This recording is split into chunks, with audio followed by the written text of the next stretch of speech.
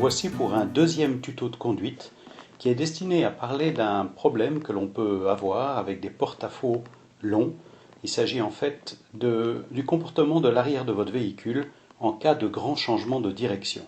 Donc finalement, prendre conscience du porte-à-faux de son camping-car, est-ce vraiment important?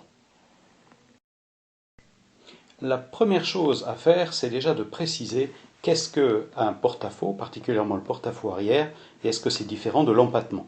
L'empattement, c'est l'écart entre l'essieu avant et le plus éloigné des essieux arrière.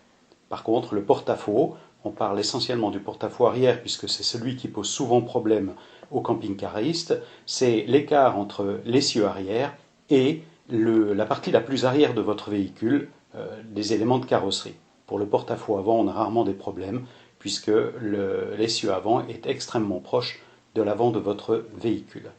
Vous trouvez plus d'informations sur les avantages ou inconvénients des porte-à-faux longs ou des porte-à-faux courts dans le tuto de conduite numéro 1 dont vous trouverez un lien en fin de cette vidéo.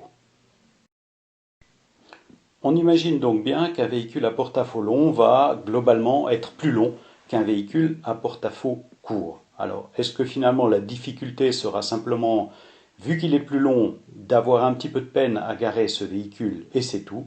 Eh bien en fait, pas tout à fait. Et vous allez voir dans ce tuto, de manière très illustrée, que parfois, il y a quelques délicatesses en conduisant. Deux cas de figure vont être exposés dans ce tuto. L'illustration de gauche représente la sortie avec son camping-car entre deux piliers, par exemple d'un portail, et le deuxième cas de figure sera la prise de présélection à un carrefour pour aller notamment à gauche alors qu'il y a une série de véhicules qui se trouvent dans la lignée centrale. Prenons le cas de la sortie d'un camping avec votre camping-car. En général, le conducteur se présente parfaitement entre les piliers qui maintiennent le portail du camping. Le conducteur engage son camping-car sur la chaussée et à peu près au niveau de la ligne médiane de la chaussée, eh bien, va totalement braquer, dans notre cas de figure, vers la droite pour entamer son virage. Comme tu peux le repérer, l'arrière gauche du véhicule va avoir une tendance à se comporter comme un compas et finalement le conducteur, lui, est en train de se concentrer sur la prise de son virage à droite sans trop dépasser sur la chaussée. Immanquablement, dans ce cas de figure, on se retrouve avec l'arrière gauche du camping-car qui accroche le pilier. Voici deux pistes de solutions qui pourront éviter ce problème.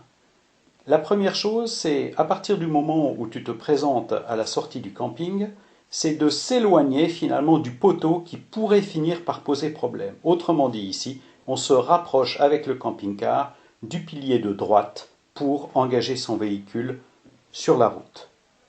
Ensuite, il va s'agir d'engager son camping-car le plus loin possible sur la chaussée, bien entendu avec beaucoup de prudence, afin que l'arrière du véhicule se retrouve globalement au niveau des poteaux. On peut alors engager un virage fort sur la droite, bien entendu le porte-à-faux arrière se comporte comme un compas, et finalement, dans ce cas de figure, ça passe, c'est la combinaison de s'être bien avancé avec le camping-car, mais aussi de s'être éloigné de ce poteau de gauche qui tout à l'heure abîmait le véhicule. Deuxième grand cas de figure qui peut poser souvent problème, on arrive ici à une intersection, à un carrefour, l'ensemble des feux sont au rouge, le conducteur du camping-car est parfaitement centré dans sa voie et il s'arrête au feu rouge. Quand le feu passe au vert, il s'avance légèrement et commence à entamer son virage vers la gauche. Le conducteur du camping-car continue à avancer en braquant ses roues et on commence à repérer l'arrière droit du véhicule qui commence son mouvement de compas. Le conducteur continue à avancer, immanquablement l'arrière de son véhicule se rapproche du véhicule qui se trouve dans la voie centrale, et finalement l'arrière droit de son véhicule touche le véhicule toujours à l'arrêt dans la voie centrale. Voici de nouveau deux pistes de solution pour faciliter cette manœuvre. La première, c'est de s'éloigner d'un objet que l'on pourrait accrocher, c'est-à-dire ici, se rapprocher le plus à gauche possible de la voie quand on a besoin de tourner à gauche. Quand le feu passe au vert, le but c'est de s'avancer le plus possible sur la chaussée pour que, grosso modo, l'arrière du véhicule arrive à peu près à l'avant du véhicule qui nous posait problème tout à l'heure. Le véhicule commence à tourner à gauche tout en avançant. L'arrière droit du camping-car commence à se rapprocher du véhicule qui est garé sur la voie centrale.